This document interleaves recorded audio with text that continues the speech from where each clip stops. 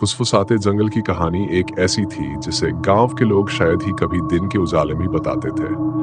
कहा जाता था कि अगर आप उसमें प्रवेश करते हैं तो जंगल आपका दिमाग फंसा लेता है, आपकी इंद्रियों को विकृत कर देता है और आपके कानों में भूतिया फुसफुसाहटें भर देता है। जो भी उस जंगल की गहराई में गया कभी वापस नहीं लौटा। एमी हमेशा इस रहस्य की ओर आकर्षित रही थी। उसकी जिज्ञासा उन ठंडी कहानियों से बड़ी थी जो पीढ़ियों से चली आ रही थी। एक लेखक के रूप में वह असाधारणता की खोज में थी और जंगल ने एक ऐसी कहानी का वादा किया था जिसे कोई नहीं जानता था। चेतावनियों को नजरअंदाज करते हुए उसने एक धुंधली सुबह जंगल की ओर कदम बढ़ाया, सच्चाई का पता लगाने के लिए तैयार। जंगल ने उसे एक अजीब सी चुप्पी के साथ स्वागत किया। पक्षियों की चहचहाहट और पत्तों की सरसराहट जैसी सामान्य ध्वनियां स्पष्ट रूप से अनुपस्थित थीं। जैसे जैसे वह गहराई में जाती गई, हवा घनी होती गई और एक अजीब ठंडक ने उसे घेर लिया। एमी ने चारों ओर देखा। उसका दिल तेजी से धड़कने लगा क्योंकि छायाएं उसकी दृष्टि के किनारों पर हिलती डुलती प्रतीत हो रही थी। घंटों बीत गए और फुसफुसाहटें शुरू हो गई।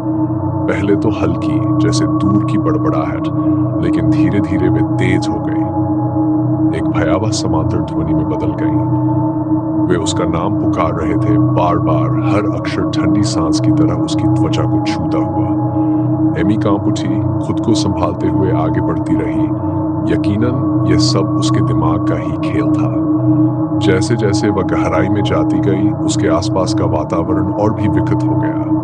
पेड़ भयावह आकृतियों में बदल गए, उनकी शाखाएं कंकाल की उंगलियों की तरह बाहर की ओर बढ़ती प्रतीत हो रही थी। जिस रास्ते पर वह चल रही थी वह गायब हो गया। उसकी जगह जड़ों और कांटों की भूल भुलैया ने ले ली। रात होते ही जंगल में एक दुष्ट ऊर्जा भर गई। फुसफुसाहटें चीखों में बदल गई, पेड़ों के बीच गूंजती हुई, पीड़ा और कष्ट से भरी हुई। एमी की टॉर्च की रोशनी मिचमिचा रही थी, उसकी किरण अंधेरे को चीरते हुए, लेकिन कुछ भी दिखाई नहीं दे रहा था। अचानक वह एक खुली जगह पर पहुंची। उसके केंद्र में एक प्राचीन विकृत पेड़ खड़ा था जिसकी छाल काली और झुलसी हुई थी। उसके आधार पर पत्थरों की एक अंगूठी पड़ी थी, प्रत्येक पर अजीब रहस्यमय प्रतीक खुदे हुए थे। फुसफुसाहटें अपने चरम पर पहुंच गई, उसे आगे बढ़ने के लिए प्रेरित कर रही थी, उसे अंगूठी के अंदर कदम रखने के लिए कह रही थी। एक अदृश्य शक्ति से मजबूर होकर एमी आगे बढ़ी जैसे किसी नशे में हो। जैसे ही उसने अंगूठी के अंदर कदम रखा, उसके चारों ओर की हवा में एक दुष्ट उपस्थिति कंपन करने लगी। फुसफुसाहटें बंद हो गई, एक भयानक सन्नाटे ने उनकी जगह ले ली। जंगल ने अपनी सांसें रोक ली, जैसे किसी इंतजार में हो। छायाओं से एक आकृति उभरी, उसका रूप अस्पष्ट, धुएं की तरह बदलता हुआ। वह न तो मानव थी और नहीं जानवर, बल्कि कुछ बहुत पुराना और बहुत काला था। उसने अपना हाथ बढ़ाया, उसकी उंगलियां संभव रूप से लंबी और पतली थीं, उसे पास बुला रही थी।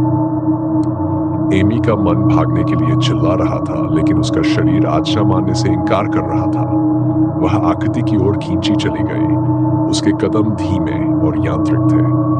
जैसे ही वह पास पहुंची, आकृति ने एक आवाज में फुसफुसाया जो पृथ्वी की गहराइयों से गूंजती प्रतीत हो रही थी। स्वागत है बच्ची, हम तुम्हारा इंतजार कर रहे थे। एक अंतिम निराशाजनक प्रयास के साथ एमी ने खुद को उस जादू से मुक्त किया और भागने के लिए मुड़ गई, लेकिन जंगल ने उसे घेर लिया था। पेड़ों ने एक अभेद्य अवरोध बना लिया था। जब उसे एहसास हुआ कि भागने का कोई रास्ता नहीं है, तो आकृति की हंसी उसके कानों में गूंजने लगी। गांव के लोग एमी के बारे में सालों तक फुसफुसाते रहे, एक और आत्मा जिसे जंगल ने अपने कब्जे में ले लिया था।